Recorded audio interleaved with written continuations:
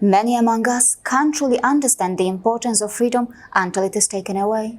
Democracy may have its disadvantages, but you are likely to realize its true value only when you experience living in a communist country. But money, profits, and consumerism have a beautiful correlation, and that is why, regardless of the ideological differences with China, many democracies across the world ended up making China their very important trade partner. But now, the coronavirus may force many countries to redefine their geopolitical strategies. To know more, watch this report. We, in the West, have a strange relationship with China. We don't trust China, but we want to do business with the country. Ideologically, we are completely different. China is a communist country, and we believe in democracy. Not only that, frequently, China embraces those countries which pose a major threat to our own existence. Yet we have allowed ourselves to become over-dependent on China. However, it's not only China's fault. We are equally responsible.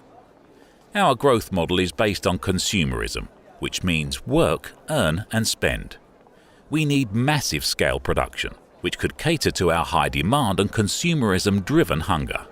We also need big markets, so that our companies could sell the products that they manufactured. China ended up providing us both. Now, this model is not going to disappear overnight. But seeing what's happening in the world today, and with all the doubts related to China's ethics and principles, would it be wise to continue to completely rely on China? But who else if not China? Well, for long, many amongst us have underestimated India, but the present situation demands that we redefine our strategies. Let's take a re-look at India. If China is the world's factory, then India has been our favorite back office.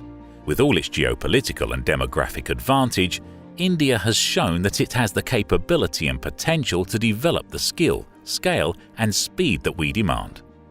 India is the #1 offshoring destination in the world, accounting for approximately 55% market share of the global services sourcing business.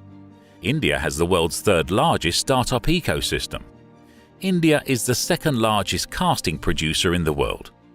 It's also the second largest producer of steel and cement.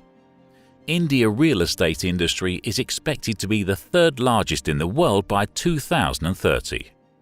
India is already the second largest mobile phone manufacturer in the world. It's the third largest producer of coal and the fourth largest producer of iron ore. The country is the world's largest cutting and polishing center for diamonds. And in 2017, it exported 75% of the world's polished diamonds. In 2017, India became the fourth largest auto market. It's already the largest manufacturer of two-wheelers and tractors in the world. It's the world's third largest heavy truck manufacturer and fourth largest car producer. In the present scenario, China may be a few years ahead of India, but India has the ability to catch up. China also built its infrastructure gradually, and if India wants, it can also do the same.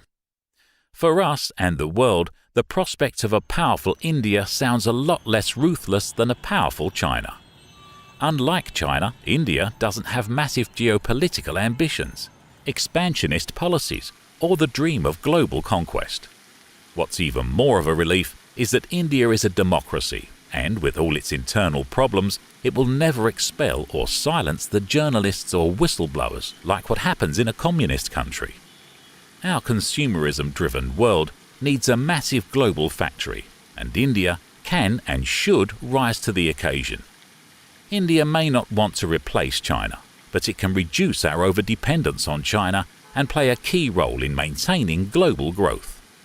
If India becomes one of the key centers of globalization, and if we invest in India, India has the potential and power to drive global growth. And geopolitically speaking, apart from the USA, if there is one nation in the entire world that is able to contain China in the long run, it's India. China first started as a manufacturer of our products, and as it gained prosperity, it also became the consumer of our products.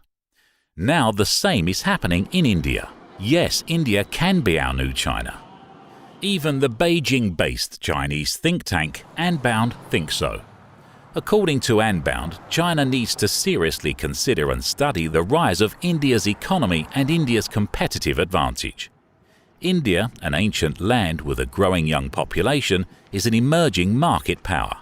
It's entirely possible for it to become the next China and poses great attraction to the world's capital. Yes, the Chinese think tank's apprehensions are not unfounded. And yes, it's wrong to say that there's no alternative to China.